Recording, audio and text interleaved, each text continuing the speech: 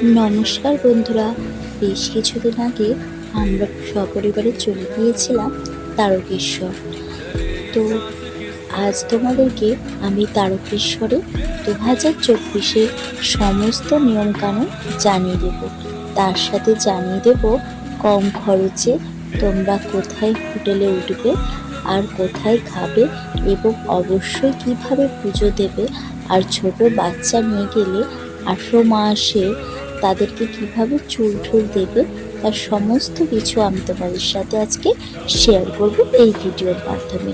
কেউ ভিডিওটা কিন্তু স্কিপ করো না, সবাই ভিডিওটা ভালোভাবে দেখতে থাকো। আর আমি তোমাদেরকে আজকে সমস্ত জায়গার ফোন নাম্বার দিয়ে দেব, যেখানে তোমরা ঠকবার একটু চিন্তা করবে না। তোমরা খুব ভালোভাবে মনের মতো করে পুজো দিতে পারবে। তো চলো বন্ধুরা, আমরা ভিডিওটা এগিয়ে নিয়ে যাই। সকাল সকাল দমদমে চলে এলাম। এখান থেকে আমরা টিকিট কেটে সোজা চলে যাব বালি স্টেশন। বালি স্টেশন থেকে আমরা যাব বালি হল্ট। তো আমাদের সকাল 6:50-এর একটা ট্রেন ধরার কথা ছিল, কিন্তু সেই ট্রেনটা আমরা মিস করে গেছি। তো আমাদের নেক্সট ট্রেন হলো 7:25। তো সেই জন্য আমরা দাঁড়িয়ে থাকলাম। তো দেখো, এখন ট্রেন ছেড়ে দিয়েছে আর আমার মাম্মাম দাঁড়িয়ে পড়েছে ট্রেনের উইন্ডো সিটে। ও এখানে দাঁড়িয়ে দাঁড়িয়েই ও স্টেশন দেখবে, কিছুতেই সরবে না। যত ওকে বলছি সরে আয়, রোদ লাগছে, ও কিন্তু একদম সরতে নারাজ। ও এখানেই দাঁড়িয়ে দাঁড়িয়ে দেখবে। তো যাই হোক, আমি আর ওকে বেশি বকলাম না, কারণ সব সময় তো ট্রেনে চড়তে পারে না।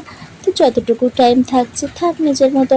আর অনেক সকালে উঠে এসছে, তো বেশি জোরাজোরিও করলাম না। আর দেখো, আমি দুজনেই সিট পেয়ে গেছি। আমি ওকে বললাম, নিয়ে দাঁড়িয়ে থেকে লাভ নেই, তুই এখানে বসে পড় আর জানলা দেখতে দেখতে চল। তো আমরা দুজনে বসে গেছি। আর ও পাশটায় রিহুও বসেছে ওর পাপার কোলে, সাথে মা বাবাও আছে। তো দেখো, দূরে দেখা যাচ্ছে আমাদের দক্ষিণেশ্বরের মায়ের মন্দির, কারণ আমরা তো বালি যাচ্ছি না, তো দক্ষিণেশ্বর ক্রস করেই যাচ্ছি। তো একটু মায়ের মন্দিরটাও তোমাদের দেখিয়ে দিলাম, আর সাথে গঙ্গা। তো এবার আমরা ওই ট্রেন থেকে নেমে তারকেশ্বরে বালিহল্ট এসছি। বালিহল্ট থেকে তারকেশ্বর লোকালে উঠে গেছি। এই ট্রেনটা পুরো সোজা সোজা একদম আমাদেরকে তারকেশ্বরে নামিয়ে দেবে। তো এখন বাজে 9:51, আমরা তারকেশ্বরে নেমে গেছি, এবং নেমে আমি একটা টোটো ধরে নিয়েছি। তো স্টেশন থেকে তারকেশ্বরের দূর খুব বেশি নয়, বড়জোর হেঁটে 5 মিনিট। কিন্তু তাও আমরা একটা টোটো ঠিক করে নিলাম, কারণ ছোট বেবি আছে সাথে, ওরা তো আর হাঁটতে পারবে না। সেদিন কিন্তু প্রচণ্ড গরমও ছিল, তো এই জন্য আমরা আর হেঁটে যাইনি। আর যদি আমরা বড়রা থাকতাম তাহলে তো অবশ্যই হেঁটে যেতাম, কারণ এর আগে যতবারই এসছি ততবারই আমরা হেঁটেই গেছি। আমরা অ্যাকচুয়ালি লোকনাথ থেকে হেঁটে যাই, লোকনাথ থেকে তারকেশ্বরটুকু হেঁটেই যাই। কিন্তু এবার একদমই আর লোকনাথেও নামিনি, এবং শেওড়াফুলি থেকে অনেকে জল নেয়, আমরাও জল নিই। তো এবার শেওড়াফুলি থেকেও আর জল নিলাম না, কারণ বাচ্চাগুলোকে নিয়ে যাবো, একটা টাইমেরও ব্যাপার আছে, বাড়িও ফিরতে হবে। তো এবার শেওড়াফুলি থেকে আমরা জল নিয়ে একেবারে সোজা তারকেশ্বর এলাম। তো ওখান থেকে আমরা গঙ্গা জল নিয়ে বাবাকে পুজো দিলাম। তো দেখো, বলতে বলতে আমরা মন্দিরের ভিতরে প্রায় ঢুকেই গেছি। এটা মন্দিরের রাস্তা। দেখো, চারপাশে অসংখ্য অসংখ্য দোকান। তো এই দোকানগুলো কিন্তু চৈত্র মাস বা শ্রাবণ মাস যখন আর কি মেলা হয়, তখন কিন্তু প্রচণ্ড ভিড় থাকে। আজও যে কম ভিড় হয়েছে তা না, মানে আজকেও বেশ ভিড় আছে, কিন্তু যতটা ভিড় হয় ততটা ভিড় নয়। দেখো, এই হলো বাবার মন্দির, চলে এসছে। দেখেছো তো কতটা কম সময় লাগে। তো এখানে এসে আমরা চলে গেলাম এই ভট্টাচার্য হোটেলে। এই হোটেলে আমরা 2016 সালে, তারপরে 2018 সালে এসেছিলাম। সত্যি বলতে হোটেলের রুমগুলো যে খুব একটা বড় তা নয়, কিন্তু অ্যাকচুয়ালি 4-5 ঘন্টা যদি আমরা এখানে থাকবো, তো বিশেষ বড় ঘর নেওয়ার তো কোনো প্রয়োজন নেই। আর এই হোটেলের প্রাইস মোটামুটি 250 থেকে 300 টাকার মধ্যে থাকে। আর হোটেলের যারা স্টাফ থাকে, মালিক থাকে, তারা কিন্তু সত্যি ভীষণ ভালো। তো এই দাদাই, মানে হোটেলের যে আমাদের মালিক দাদা আছে, সেই দাদাই আমাদেরকে, একজন দাদাকে ঠিক করে দিয়েছিলেন, যেই দাদা আমাদেরকে পুজো দেওয়ানো থেকে শুরু করে ছেলে মেয়ের ন্যাড়া করানো প্রত্যেকটা সময় আমাদের সাথে ছিলেন, আমাদেরকে প্রচণ্ড হেল্প করেছেন। এবং প্রাইসও যে খুব বেশি তা কিন্তু নয়। তো আমি তোমাদেরকে এই দাদার নাম্বার দিয়ে দেব, তোমরা যারা তারকেশ্বর যাবে অবশ্যই দাদার সাথে কন্ট্যাক্ট করে নেবে। এই দাদা তোমাদেরকে পুরো গাইড করে দেবে কিভাবে কোথায় পুজো দেবে, কিভাবে ন্যাড়া করবে। তো আমরা তো এখানে মানে ন্যাড়া করার জন্য যে কী কী করতে হয় সেটা আমরা জানতামই না, এই দাদাই আমাদের জানিয়েছে। দেখো আমরা আমাদের দেরি হয়ে যাওয়াতে এবার আমাদের 3 তলায় ঘর দিয়েছে। আগেরবার যখন আমরা ছিলাম তখন আমরা দোতলার ঘরগুলোতে ছিলাম। দোতলার ঘরগুলো ভালো, 3 তলার ঘরগুলো খারাপ নয়। তো এখান থেকে আমরা এখন স্নান করে রেডি হয়ে যাব। আমরা যখন মন্দিরে পৌঁছেছিলাম তখন প্রায় 10 সাড়ে 10টা বেজে গেছে, মন্দির বন্ধ হয়ে গেছিলো। তো মন্দির আবার 11:30টায় খুলবে। তো সেই যে দাদা আমাদের পুজো দিতে নিয়ে গেছিলেন উনি বললেন আপনারা রেডি হয়ে ওয়েট করুন, আমি আপনাদের 11:30 নাগাদ মন্দিরে নিয়ে যাব। তো আমরাও মন্দিরে যাওয়ার জন্য দেখো রেডি হয়ে গেছি। আর এখানে এখন নতুন ড্রেস কোড হলো, মহিলারা শাড়ি সাথে গামছা আর ছেলেরা খালি গায়ে সাথে গামছা। তো এবার আমরা সকলে রেডি হয়ে এক এক করে যাব বাবার মন্দিরে, কারণ 11:30টা বেজে গেছে। আর আমাদের বেশ পুজো দিতে অনেকটা টাইমও লাগবে, কারণ রিহুকে আর মাম্মাকে ন্যাড়া করব। তারপরে ওই দাদাই বলেছেন যে এবং ওদেরকে ন্যাড়া করার পরে স্নান করিয়ে ওদের দুজনকে নতুন জামা পরিয়ে দিতে হবে। তো আমরা হোটেল থেকে দেখো বেরিয়ে গেছি, দাদাও এসে গেছেন, আমাদের সামনে যে যাচ্ছেন উনি। তো ওই দাদাই আমাদেরকে পুরো গাইড করে দিচ্ছেন, সব মন্দিরে পান্ডাদের সাথে কথা বলানো, ব্রাহ্মণের সাথে কথা বলানো, নাপিতের সাথে কথা বলা। তো প্রত্যেক বাচ্চা পিছু 50 টাকা করে নেয় চুল কাটতে। তো এই যে দেখছো মন্দিরের গেট, এই মন্দিরের গেট থেকে ঢুকেই বাঁদিকে নাপিতরা বসে। প্রত্যেক নাপিতরা নেয় প্রত্যেকটি বাচ্চার ক্ষেত্রে 50 টাকা করে। এবার তোমরা খুশি হয়ে নাপিতদেরকে যদি কিছু টিপস দাও, গামছা দাও, সেগুলো তোমাদের ব্যাপার। আমাদের যেমন গামছা দিতেই হয়, এইটাই নিয়ম। তো আমি বাড়ি থেকে আমার 2 ছেলে মেয়ের জন্য 2টো গামছা নিয়ে গেছিলাম। তো দেখো আজকে মন্দিরের মধ্যে বেশ যথেষ্ট ভিড় আছে এবং অনেকগুলো বাচ্চাই ন্যাড়া হয়ে হয়ে বেরাচ্ছে। তো আমার রিহুর 18 মাস হলো। তো আমি রিহুকে 18 মাস ন্যাড়া করলাম, মামামেরও 18 মাসে ন্যাড়া করিয়েছিলাম, এখানে আনার কথা ছিল, কিন্তু কয়েকটা প্রবলেমের জন্য আমি মন্দিরে আসতে পারিনি তখন। তো আমি 18 মাসের চুলটা কেটে একটা গামছা করে রেখে দিয়েছিলাম, সেই চুলটাও এনেছি আমি সাথে করে, প্লাস মামামের এখনের চুলটাও আমি কেটে ওই চুলটা মানে 18 মাসের যে চুলটা আর এখন দেখো ন্যাড়া করবে, তো সেই চুলটাই, দুটো চুল মিলিয়ে আমি বাবার কাছে পুজো দেবো। তো অ্যাকচুয়ালি বাবার কাছে তো পুরো চুলটা নিয়ে যায় না, একটু একটু চুল কাগজে মুড়ে ওই ডালা, যেই ডালাতে করে পুজো দেবো ওদের নামে, সেই ডালা করে আমরা মন্দিরে নিয়ে গিয়ে জাস্ট বাবার মাথায় ছুঁয়ে একটা পুজো হয়। তো রিহু তো প্রচণ্ড কান্নাকাটি করছে, কিছুতেই চুল কাটবে না, মানে কাঁদতে কাঁদতে প্রায় গলাই ওর ভেঙে গেছে এরকম অবস্থা। তো এখানে ওর একটু চুল মাথাটা কেটেও গেছিলো। তো যাই হোক আমি তো ভীষণ ভয় পেয়ে গেছিলাম, এই জন্য ভিডিওটা পুরো ন্যাড়া করার ভিডিওটা আমি কন্টিনিউ করতে পারিনি ভয়ে। তো এবার প্রত্যেক বাচ্চাদেরকে মানে 3 ধাপে পুজো হয়, ষোড়শ প্রচার, তারপর তোমার আরও 3 রকম ধরনের পুজো হয়। তো ষোড়শ প্রচারের যে পুজোটা আছে সেটার প্রাইস যত সম্ভব 749, আর যেটা নর্মাল আছে মানে তার থেকে একটু কম সেটা হলো 549, আর তার থেকেও যেটা কম আছে সেটা হলো 349, আর একটা নিয়মের বাইরে পুজো হয় সেটা হলো 251। তো আমি রিহুকে আর মামামকে যে তিন ভাগের যে প্রসাদটা বাবাকে দেওয়া হয় 349 ওটা দিয়ে পুজো দিয়েছিলাম। আর ষোড়শ প্রচারে যে পুজোটা সেটা যেটা 750 টাকা তোমাদেরকে বললাম, সেটাতে 16 রকম ভোগ দিয়ে বাবার নামে পুজো দেওয়া হয়। মানে যারা 18 মাসের আর কি চুল কাটে তাদের কথা বলছি, তাদেরকে এইরকম নিয়মে পুজো দিতে হয় ষোড়শ প্রচারে। আর না হলে ওই 550 টাকা, আর না হলে 350 টাকা, এই 3 ধাপে পুজো দিতে হয়। আর যাদের সাধ্য নেই তারা 251-এ পুজো দিলেও হয়। তো এটা কিন্তু প্রত্যেক বাচ্চা পিছু, ঠিক আছে। আমি যেমন দুজনের জন্য আলাদা আলাদা 2টো ভোগ দিয়েছিলাম। তো দেখো এখন আমার রিহু নেড়ু হয়ে গেছে, স্নান রিহু নেড়ু হয়ে ঘুমিয়েও পড়েছে, ঠিক আছে। খুব কাজ ছিল। তো এখানে আমার মাম্মামও রেডি হয়ে গেছে নিরু হয়ে। তো এখন আমি এদের দুজনকে নিয়ে সোজা চলে যাব দুধ পুকুরে, ওদেরকে স্নান করাতে হবে। স্নান করিয়ে তারপর তোমার ওদেরকে নতুন বস্ত্র পরাতে হবে। এই দেখো দুধ পুকুর, আজ বেশ অনেকগুলো বছর পর আমি দুধ পুকুর দর্শন করছি। তাও প্রায় 2016 সালে বা 17 সালে হয়তো গিয়েছিলাম, 16 সালেই হবে। তো বুঝতে পারছো তো কত দিন পর। আমার জানি না কেন এই মন্দিরের সাথে আমার প্রচণ্ড একটা ভালোবাসা আছে, পৃথিবীর যতই তীর্থস্থানে যাই না কেন তারকেশ্বরের মধ্যে হয়তো কোনো তীর্থস্থান আমার কাছে নেই, কেন জানি না। ওখানে গেলে আমার মনের যত দুঃখ কষ্ট বেদনা সব যেন মনে হয় যে বাবার কাছে হয়তো বলতে পারলাম বা বললাম। বড্ড আপন আমার এই জায়গাটা। তো যাই হোক, এখানে গিয়ে আমি রিহু প্রথমে রিহুর পাপা রিহুকে স্নান করাচ্ছিল। তো রিহুকে নিয়ে তারপরে মামুকেও স্নান করেছিল। আর এই যে পুকুরটা আছে এটার সামনে এতই শ্যাতলা যে খুব মানে রিক্স, পড়ে যাচ্ছিলাম আমরা সবাই। আর এদিকে আমি আর মামামও স্নান করে রেডি হয়ে গেছি। তো আমার এখন একটা কাজ আছে, সেটা হলো আমাকে দণ্ডি কাটতে হবে, কারণ আমার একটা মানসিক করা ছিল। তো সে মানসিক আমার পূরণ হয়েছে বলে আমি বাবার কাছে দণ্ডি কাটবো। তো এখন মাও স্নান করে নিচ্ছে, সাথে মামার পাপাও তো স্নান করছে। ও তো উঠতেই চাইছে না, ওর এত ভালো লেগেছে। সেদিনকে একটু গরমও পড়েছিল জানো তো, কিন্তু ওয়েদারটা কিন্তু যথেষ্ট ভালো ছিল সেদিনকে। আর এদিকে পাপার কোলে রিহু দাঁড়িয়ে বসে আছে, রিহু মাথায় হাত দিচ্ছে আর ভাবছে যে আমার চুলগুলো কোথায় গেল কোথায় গেল। এই করে করে ও শুধু কাঁদছে আর মাথার মধ্যে হাত দিচ্ছে, কিন্তু ও চুল আর খুঁজে পাচ্ছে না। তো যাই হোক, এরকমই চলতে থাকলো। তো এরপরে হলো আমি দণ্ডি কাটা শুরু করলাম। তো দাদা আমাকে দেখিয়ে দিয়েছিলো যে কীভাবে দণ্ডি কাটতে হয়।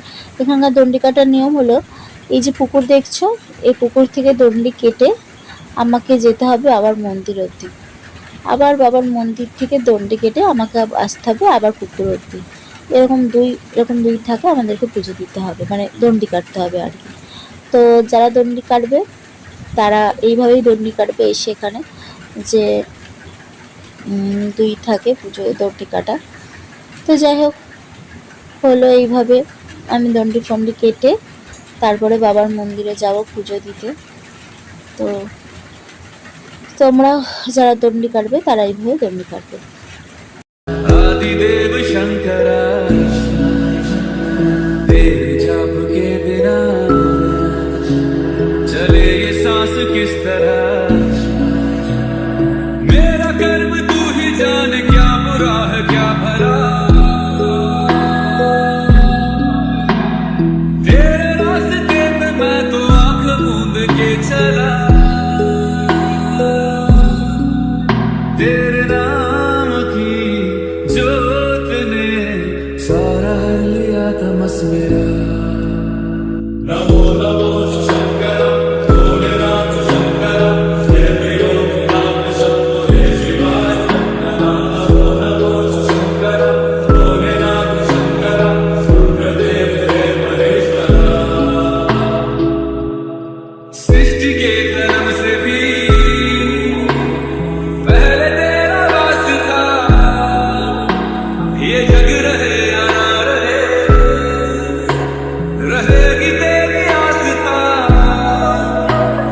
क्या समय क्या प्रलय, दोनों में तेरी महानता महानता महानता। सीपियों की ओट में मोतियां हो जिस तरह, मेरे मन में शंकर तू बसा है उस तरह। मुझे भरम था जो है मेरा था कभी नहीं मेरा। अर्थ क्या निरर्थ क्या जो भी है सभी तेरा। तेरे सामने है झुका मेरे सर पे हाथ रख तेरा। नमो नमो शंकर भोलेनाथ शंकर जय त्रिलोकनाथ शंभो जय शिवाय शंकर। नमो नमो शंकर भोलेनाथ शंकर रुद्रदेव जय महेश्वर। चंद्रमा ललाट पे भस्म है भुजाओं में, वस्त्र बाघ छाद का मैं खड़ा हूं पाँव में। शिवाय शंकर नमो नमो शंकर भोलेनाथ शंकर रुद्रदेव जय महेश्वर। चंद्रमा ललाट पे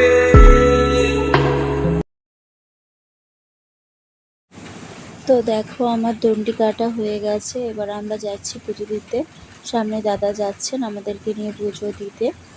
তো এবার হলো, আর এই যে এই দিকটা দেখছো, এই দিকটাতে হলো মানুষকে যে ঢিল পাতা হয় না, সেই ঢিলগুলো এই দিকে বাঁধা হয়। আগে কিন্তু এরকম নিয়ম ছিল না, তো এখন এরকম নানান রকম নিয়ম হয়েছে যে ঢিল বাঁধতে হবে, ঢিল বাঁধতে গেলে তোমাকে টাকা দিতে হবে, ঢিল খুলতে গেলেও তোমাকে টাকা দিতে হবে। তো আমাদের কয়েকটি ঢিল বাঁধা ছিল অনেক আগে, তো সেটা খুলতে হয় না, তো সেগুলো খুলে দিলাম। তো খোলার জন্য মাসিদেরকে খুশি করার জন্য কিছু টাকা দিতে হলো, সে যাই হোক, তোমরা তোমাদের সাধ্য মতো দেবে। তো এখানে একটা বাইরে বাবার একটা বাহন দাঁড়িয়ে ছিল, তো তাকে সবাই মিলে তাকে ঘিরে পুজো দিচ্ছিল। রিহুকে মামুকে এর উপরে একটু বসিয়ে দিয়ে ফটোশ্যুট করালাম। তো দেখো, ওখান থেকে না ন্যাড়া করিয়ে দিলে বাচ্চাদেরকে আকন্দের মালা পরিয়ে দেয়। তো ওদের এই জন্য রিহুকে আর মামুকে দুজনকে দুটো আকন্দের মালা পরিয়ে দিয়েছে। তো আমাদের না পুজো হয়ে গেছে। তো পুজোটা তো ভিডিও শ্যুট করা যায় না, মন্দিরের ভিতরে না ক্যামেরা অ্যালাউ করে না। আমরা পুজো দিয়ে বেরিয়ে গেছি, বেরোনোর পরে এই ছবিগুলো তুলেছি। তো তারপরে এই যে বাইরে দেখছো, মন্দিরের ভিতর থেকে কিন্তু একটা বাবার গলার মালা, ওদের দুজনকে দুটো মালা পরিয়ে দিয়েছে। আর মন্দিরের বাইরে ঠিক না, যে পুকুরের সামনেটায় অনেক গঙ্গা জলের মানে গঙ্গা জল পাওয়া যায় আর কি, ইয়েতে করে তোমার ঘটিতে করে। তো মাটির ঘট, প্লাস্টিকের ঘট, যে যেমন ঘট নেবে। তো আমরা ওইখান থেকে প্লাস্টিকের ঘট না, মাটির ঘটেই দুধ কিনে নিয়েছি। কারণ মাটির ঘটেই হয়তো গঙ্গা জল দিয়ে বাবাকে স্নান করানো ভালো। তো কিনে আমরা পুজো দিয়ে দিয়েছি, কারণ তো আমরা শেওড়াফুলি যেতে পারিনি, তো এই জন্য আমরা ওখান থেকে ঘট কিনে বাবার মাথায় জল ঢেলেছি। আর এই যে এইখানে হলো বাবার যে নন্দী ভিঙ্গি আর কি, ষাঁড়, তো সে আছেন বাইরে এই জায়গাটাতে। ক্যামেরা অ্যালাউ নাই ভিতরে, ওই জন্য তুলতে পারিনি, ভিতরটা বাইরে থেকে দেখাচ্ছি দেখো। আর এই যে পাশে যে সামনে যে গলি, এই গলি থেকে সোজা হলো বাবার মন্দির। তো সেটাও আমি তোমাদেরকে একটু শেয়ার করব, কিন্তু ভেতরে বাবাকে নয়, বাইরের মন্দিরটা। তো সেদিনকেও বেশ জানো যথেষ্ট ভিড় হয়েছিল, যেহেতু এটা হলো কি জ্যৈষ্ঠ মাস অনুযায়ী কিন্তু বেশ ভালোই ভিড় হয়েছিল। কিন্তু সবথেকে বেশি ভিড় হয় জানো তো চড়কে আর শ্রাবণ মাসে। চড়ক হয় আর কি চৈত্র মাসে সন্ন্যাসীরা যেহেতু নেয়, সন্ন্যাসীদের জন্য ভীষণ ভিড় হয়। আর শ্রাবণ মাস তো বাবার জন্মমাস, তো সেখানে তখনও প্রচণ্ড ভিড় হয়। তো দেখো, কথা বলতে বলতে আমি চলে এসেছি বাবার মন্দিরে। এটা হলো বাবার মূল মন্দির, অদ্ভুত মন্দির জানো তো, আমি কখনো এরকম কোনো মন্দির দেখিনি যেখানে বাবার মন্দিরটা এতই ছোট। কিন্তু এই মন্দির হয়তো কখনো বড় করার নির্দেশ নেই, আমি জানি না এর ব্যাপার। ভিতরে একটা ফ্যানও চালানো যায় না এবং একটা আলোও নেই, এটাই হয়তো বাবার নির্দেশ। এই মন্দিরে অনেক গল্প আছে জানো তো। এখানে কিন্তু বাবা নিজে উঠেছিল, কেউ কিন্তু বাবাকে বসিয়ে দিয়ে যায়নি, বাবা নিজে এখানে উঠেছিলেন। এবং মুকুন্দ ঘোষ নামে এক গোয়ালাকে বাবা আদেশ দিয়েছিলেন যে আমাকে তুমি পুজো করো, আমি এখানে অনেক কষ্টে আছি। বাবার যে মূর্তি ওখানে রয়েছিল সেটা কেউ জানতোই না যে বাবার মূর্তি ওখানে আছে। তো সবাই নাকি বাবার উপরে বসতো, বাবার মাথায় প্রচণ্ড পরিমাণে যন্ত্রণা হতে শুরু করেছিল। তখন মুকুন্দ ঘোষ তার একটি গরু পুষেছিল, সেই গরু এসে এখানে সবসময় দুধ দিয়ে যেত। তো মুকুন্দ ঘোষ একদিন দেখছে যে গরু দুধ দেয় না কেন, তো তখন এসে মুকুন্দ ঘোষ দেখছে এখানে গরু দুধ দিচ্ছে। তো তারপরে মুকুন্দ ঘোষকে বাবা স্বপ্ন দেখালেন যে তুমি আমাকে পুজো দাও। তো তারপর থেকে মুকুন্দ ঘোষ পুজো দিলেন। তারপর রামনগরের মহারাজা একদিন এলেন যে বাবাকে এখান থেকে নিয়ে তার রাজ্যে সে প্রতিষ্ঠা করলেন। কিন্তু অনেক খোঁড়াখুড়ির পরেও বাবার নাগাল কিন্তু সে কিছুতেই খুঁজে পেল না। তো তারপর বাবা তাকে স্বপ্ন দিলেন যে তুমি আমাকে খুঁড়ো না, এখানেই তুমি আমার মন্দির বানিয়ে দাও, আমি এখানেই প্রতিষ্ঠা হব, এখানেই পুজো দাও। তো সেই রামনগরের মহারাজা এখানে সে মন্দির বানিয়ে দিয়েছিল, আর পাশে এই নীলের দিনে এই মন্দির প্রতিষ্ঠা করেছিল সেই মহারাজ। দেখো, এটা হলো কথিত কথা, কতটা সত্য না মিথ্যে বাস্তব কিছু জানি না, পাঁচিলিতে এইভাবেই লেখা, তাই তোমাদের সাথে এই গল্পটা শেয়ার করলাম। তো যাই হোক, এখানে আমরা তিলক কেটে নিলাম। অনেক জায়গায় ছবিতে দেখেছি জানো তো তিলক কাটে, আমি এর আগে কিন্তু কখনো তিলক কাটিনি তারকেশ্বরে এসে, এই প্রথম তিলক কাটলাম। ইচ্ছা হলো, সবাই করে, আমিও করি। তো তিলক কেটে নিলাম, পুজো সব সুন্দরভাবে হয়ে গেছে, বলতে পারো জীবনে প্রথম এত সুন্দরভাবে বাবার কাছে পুজো দিলাম। সব দুঃখ কষ্ট জানালাম। এখানে আসলেই আমি কান্না করি, কেন জানি না, বললাম না। এই একটাই মন্দির আছে যাকে আমি ভীষণ ভালোবাসি। সব মন্দির সব ঠাকুরকে আমি ভালোবাসি, কিন্তু এই মন্দিরের প্রতি আমার এক অগাধ অনুভূতি। হ্যাঁ, কেন জানি না, এখানে আসলেই আমি মনে হয়েছে সত্যি সত্যিকার আমি বাবার কাছে চলে এসেছি। ঠিক আছে, তো যাই হোক, তোমরাও এসো বাবার কাছে পুজো দিতে, আর কোনো ঠক লোকের পাল্লায় পড়ো না। এখানে আসবে অবশ্যই, এবং কম খরচে এই ভট্টাচার্য হোটেলে একদম ঠিক মন্দিরের পাশে। যা যে কাউকে যে দেখিয়ে দেবে যে মন্দিরের মূল গেটটা তোমাদের দেখালাম, সেই গেটের পাশেই এই ভট্টাচার্য হোটেল, যাকে বলবো সেই দেখিয়ে দেবে। স্টেশন থেকে প্রচুর পান্ডা তোমাদেরকে ধরবে ওই মন্দিরে আসার জন্য, তোমরা কারোর সাথে যাবে। 9775324177 ঠিক আছে, এখানে যারা আসবে সবাই তোমার কাছে এসে পুজো দিতে বলবো, ঠিক আছে? হ্যাঁ। ভট্টাচার্য হোটেলের নিচেই ছিল রেস্টুরেন্টের ব্যবস্থা। এখান থেকে আমরা ভেজ সব খাওয়া দাওয়া করে নিলাম। মেনুতে ছিল ভাত, ডাল, আলু পোস্ত আর ধোকার ডালনা। তো অসাধারণ সব টেস্টি খাবার ছিল। তো তোমরা আসলে অবশ্যই এই ভট্টাচার্য হোটেলে আসবে, মন্দিরের 3 নম্বর গেটের ঠিক পাশেই। তো আমরা এখান থেকে খাওয়া দাওয়া করে ঠিক 4টে নাগাদ বেরিয়ে যাব, কারণ আমাদের ট্রেন আছে 4:30টার সময়। তো আমরা ট্রেনে করে সোজা বাড়ি চলে আসবো। তো তোমাদের সকলকে ভিডিওটা দেখার জন্য অসংখ্য ধন্যবাদ। সবাই ভালো থেকো, সুস্থ থেকো। হর হর মহাদেব।